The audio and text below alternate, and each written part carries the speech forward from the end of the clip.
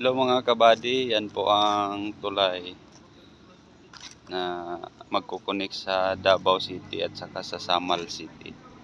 Yan po. Araw gabi po ginagawa po yung tulay na yan. Yan po ang Duterte Legacy. Yan po.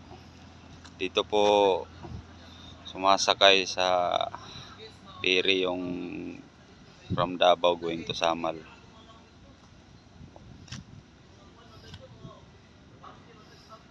Sarap ng simoy ng hangin dito mga kabady.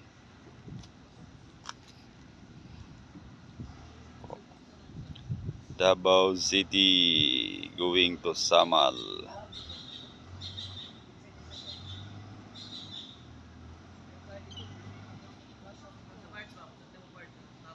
Isa sa mga safety na city sa buong mundo.